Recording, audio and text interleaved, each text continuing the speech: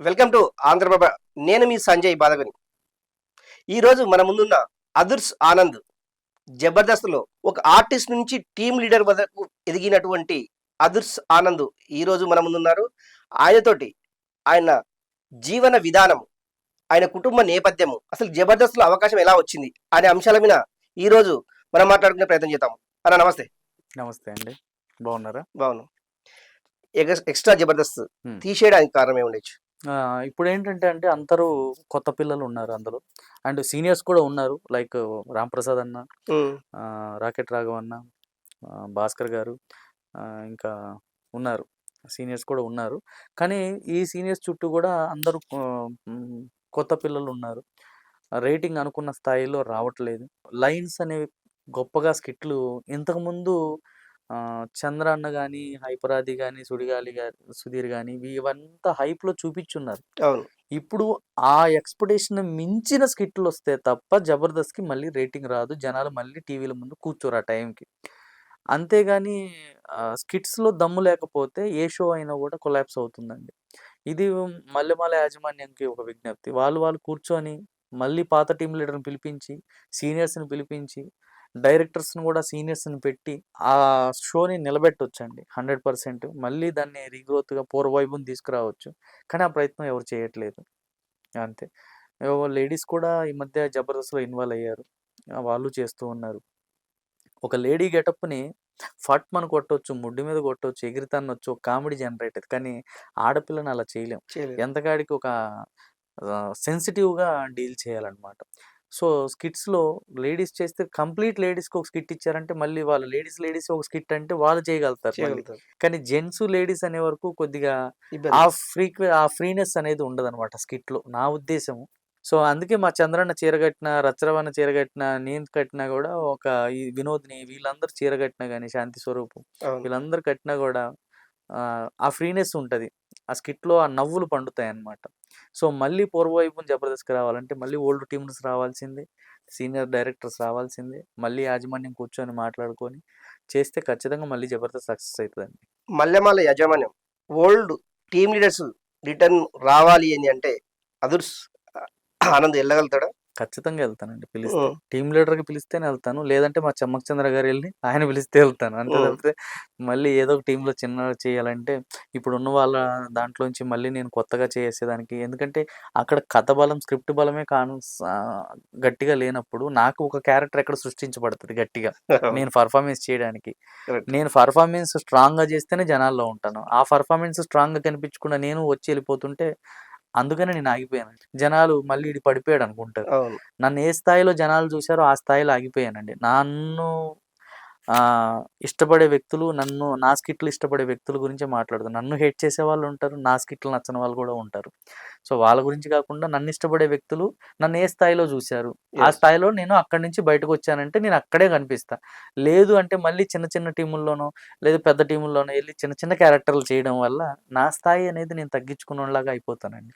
ఇప్పటి వరకు ఎన్ని సినిమాలు చూశారు ఇప్పటి వరకు? పెద్ద హీరోలతో అంటే మన 'మహేష్ బాబు' గారితోటి 'మహర్షి' చేశాను. ఓకే. 'గోపీచంద్' గారిది మార్చి మార్చింది. హ్మ్. 'మహర్షిలో' మంచి క్యారెక్టర్ చేశాను. 'మహేష్ బాబు' గారి కాంబినేషను చేశాను. తర్వాత 'భీమా' చేశాను. అది అంత చిన్న క్యారెక్టర్‌లేండి.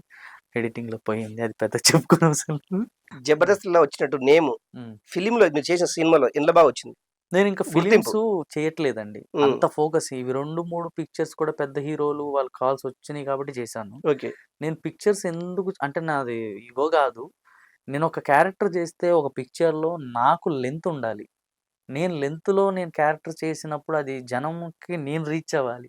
లేదు అంటే ఆహ్, సినిమా ఫీల్డ్‌లో ఉన్నదేంటంటే అండి, తెర మీద ఒక ఆర్టిస్ట్ కనిపిస్తున్నాడంటే, అతను పెద్ద క్యారెక్టర్‌లు చేస్తున్నాడంటేనే జనాల్లో ఉంటాడు. చిన్న క్యారెక్టర్‌లు చేస్తున్నాడంటే జనాల్లో ఎట్టి పరిస్థితిలో ఉండడు.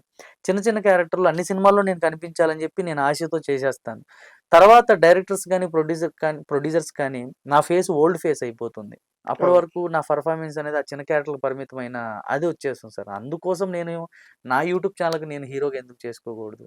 నా కథ నా నా నా నాకు లెంత్ క్యారెక్టర్‌లు సినిమాల్లో పడితేనే నేను చేస్తాను. అది ఎప్పటికైనా గాని 50 ఏళ్ల తర్వాతైనా సరే నా ఫేసు ఫ్రెష్ ఫేస్‌గానే ఉంటది సినిమాల్లో. సో, అప్పటి వరకు అందుకే ఈ సీరియల్స్ గాని, యూట్యూబ్ గాని నన్ను నేను ప్రొజెక్ట్ చేసుకుంటున్నానండి అంటే ప్రెజెంట్. ఎలాంటి హీరోల పక్కన చేయాలని మీకు ఇంట్రెస్ట్. నాకు మా మెగాస్టార్ చిరంజీవి గారి పక్కన చేయాలని ఉంది. ఇంగ అదొక్కటే ఆశ అంతే. ఎప్పుడన్నా ఆ ప్రయత్నం అటువైపు అంటే సినిమా కోసం ప్రయత్నం చేయలేదు. ఆయనను కలిసాను. ఒక 3 సార్లు కలిసాను. ఆ ఫీల్ అలా ఉందండి. అంతే. మీరు నటించేటటువంటి సినిమాలో నేను చేస్తాననే సందర్భం రాలేదా అప్పుడు? నేను అది మాట్లాడలేదు. చిరంజీవి గారిని మొదటిసారి నా బర్త్‌డే రోజు అక్టోబర్ 6 3 ఇయర్స్ బ్యాక్ కలిసాను. హ్మ్. అది గూడా మా చెమ్మక్ అన్న గారు, మా నాగబాబు గారు. మా నాగబాబు గారు గూడా మాకు చాలా సపోర్టివ్‌గా ఉంటారండి 'జబర్దస్త్‌లో'. ఆయన లేకపోతే మేమంతా లేమిక్కడ. చాలా మోరల్ సపోర్ట్ ఇస్తారు. ఆయన ఎళ్ళిన తర్వాత కూడా కొద్దిగా ఇదయింది. సో, ఆయన కలిసి ఒక 9 మంది టీమ్ లీడర్స్‌ని తీసుకెళ్ళి అప్పుడు నేను టీమ్ లీడర్స్ కాదు. అయినా కూడా నన్ను పిలిచారు సారు. పోయి కలవడం జరిగింది. అందరూ 'సైరా' సినిమా అవును. సక్సెస్ మీట్ గురించి మాట్లాడుతున్నారు. బేసిక్‌గా చిరంజీవి గారికి కూడా తెలీదు. నేను చూడలేదు ఆ టైంలో 'సైరా'. తర్వాత చూసాను నేను. అయితే అందరూ 'సైరా' గురించి మాట్లాడుతున్నారు. ఆ సక్సెస్ గురించి, ఆ మూవీ గురించి మాట్లాడుతుంటే, నేను ఏదో ఒకటి మాట్లాడాలి కదా ఆయనతోటి. వీళ్ళందరూ మాట్లాడుతున్నారు నేను మాట్లాడలేదని చెప్పేసి, 'అత్తకేముడు అమ్మాయికి మొగుడు' సినిమాలో చిరంజీవి గారి కామెడీ యాంగిల్ అద్భుతంగా ఉంటదండి. చిరంజీవి గారు కామెడీ చేస్తే ఎవరు పనికిరారనేది నా ఉద్దేశం. ఓకే. అవును. అయితే డైరెక్ట్‌గా సార్ తోటి నేనన్నాను, సార్ మీ కామెడీ టైమింగ్ అంటే నాకు చాలా ఇష్టం అన్నా. 9 మంది టీమ్ లీడర్లు నన్ను చూసారు ఇట్లా. ఈడేంటి అంత పెద్ద హీరో అని ఇంత మాట అన్నాడు. వీళ్ళు చూసాక గాని నాకు అర్థం కాలే. నేను తప్పు చేశానని. హ్మ్. అయ్యో! ఇలా అన్నానని అనుకున్నా. ఆలోపు చిరంజీవి గారు చాలా పాజిటివ్‌గా తీసుకొని దాన్ని, అవునమ్మా నాకు కూడా చాలా ఇష్టం కామెడీ అంటే. కామెడీ టైమింగ్ అంటే చాలా ఇష్టం. అని చెప్పి 'శశిరేఖ నువ్వు నన్ను గుర్తుపట్టి నా ముక్కు మీద ఏలు పెట్టి నన్ను కొట్టిస్తావా' అని మాట్లాడతారు. ఆ డైలాగ్ గురించి నేను మాట్లాడాను ఆయనతోటి. ఆయన దాని గురించి చెప్పారు. వాళ్ళకి అప్పట్లో కామెడీ రైటర్స్ అంతగా ఉండేవాళ్ళు కాదంట. ఇప్పుడు కామెడీ రాసినంతగా రాసేవాళ్ళు కాదంట. ఏదన్నా కామెడీ చేయాలంటే డైరెక్టర్ గారు ఎళ్లి చిరంజీవి గారు చెప్తే చిరంజీవి గారు, బ్రహ్మానందం గారు కాస్త డిస్కషన్ చేసుకొని చేసేవాళ్ళంట. ఈ విషయాలన్నీ నాన్ స్టాప్‌గా 20 నిమిషాలు చిరంజీవి గారు నేనే మాట్లాడుకున్నామండి. మిగతా వాళ్ళందరూ పిన్ డ్రాప్ సైలెన్స్. అది గొప్ప ఎక్స్‌పీరియన్స్. నేను నా మూడో తరగతిలో ఉన్నప్పుడు 'హిట్లర్' సినిమా చూసానండి చిరంజీవి గారిది. ఆ టైంలోనే 'నడక కలిసిన నవరాత్రి' అని 'హిట్లర్' స్టెప్ ఇలా ఉంటది కదా! ఆ స్టెప్ చేశాననమాట.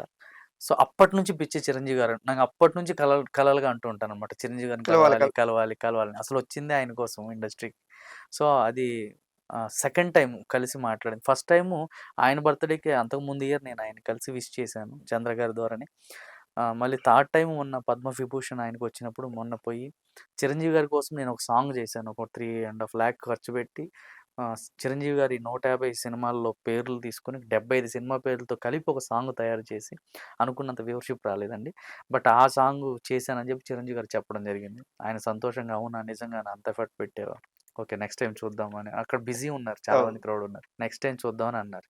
మళ్ళీ అప్పటినుంచి నేను డ్రీమ్స్ చేసుకుంటున్నాను. చిరంజీవి గారిని కలిసాను. సాంగ్ చూపించాను. ఆయన అప్లోడ్ చేశారు. హ్యాపీగా ఫీల్ అయ్యారు. మళ్ళీ కలిసే అవకాశం రావాలని కోరుకుంటున్నాను. ఓకే. ఆ సాంగ్‌లో ఒక 2 చరణాలు. పాడడం కుదరదు నాకు. హ్మ్. అది సింగర్‌గా పాడాలి. నేను ఆడ పాడితే మీ అందరు జనాలు పారిపోతారు. ఓకే. అంటే అక్కడ ఉన్నటువంటి వాళ్ళకుంటారు కదా మేనేజర్ ఏమన్నా హామీ ఇచ్చారా నిజంగా గూడా? చిరంజీవి గారు మళ్ళీ కలిసినప్పుడు ఖచ్చితంగా చూద్దామని మాటిచ్చారు. హ్మ్. కానీ మా చంద్రన్న నేను అడిగి, మా నాగబాబు గారిని అడిగి వెళ్ళొచ్చు గానీ, నాగబాబు గారు చూసారు మళ్ళీ. చాలా బావుందన్నారు సాంగు. ఇంత ఎఫర్ట్ పెట్టావు ఎందుకురా అంత డబ్బులు ఖర్చు పెట్టావు అని ఫీల్ అయినా కూడా సాంగ్ చూసిన తర్వాత చాలా హ్యాపీగా ఫీల్ అయ్యారు. ఆయన ఛానెల్‌లోనే రిలీజ్ చేసుకున్నారు ఫస్ట్ థింగ్ అది సాంగు. అది బాగా వ్యూవర్‌షిప్ వెళ్తున్నప్పుడు కొన్ని అనివార్య కారణాల వల్ల వేరే వాళ్ళు నన్ను ప్రెజర్ చేయడం వల్ల ఆ సాంగు బాబు గారి దగ్గర నుంచి తీసేసి వేరే ఛానెల్‌లో ఎయడం జరిగింది. సో, అది నేను ఫీల్ అయ్యి ఇప్పటి వరకు నాగబాబు గారిని మళ్ళీ కలవలేకపోయాను. కలిసినా కూడా మళ్ళీ సారీ చెప్పుకోవాలి. సో, మన ఛానెల్ ద్వారా నాగబాబు గారికి ఎక్స్ట్రీమ్‌లీ సారీ సార్. మీరు ఇవన్నీ పట్టించుకోరు. బట్ నాకైతే ఆ గిల్టీ ఫీలింగ్ ఉండిపోయింది. ఇది ఈరోజు స్పెషల్ ఈరోజు చిట్ చాట్. అదుర్స్ ఆనంద్ తోటి. మరో స్పెషల్ గెస్ట్‌తో మళ్ళీ కలుద్దాం. నమస్తే. నమస్తే అండి. Hi. Thank you so much అండి నన్ను పిలిపించినందుకు. ఆంధ్రప్రభ ఛానల్‌కి స్పెషల్ థాంక్స్ తెలియజేసుకుంటున్నానండి. అలాగే ఈ ఆంధ్రప్రభ ఛానల్‌ని సబ్స్క్రైబ్ చేయండి. నా వీడియో గాని నచ్చితే షేర్ చేయండి. థ్యాంక్ యూ సో మచ్ అండి.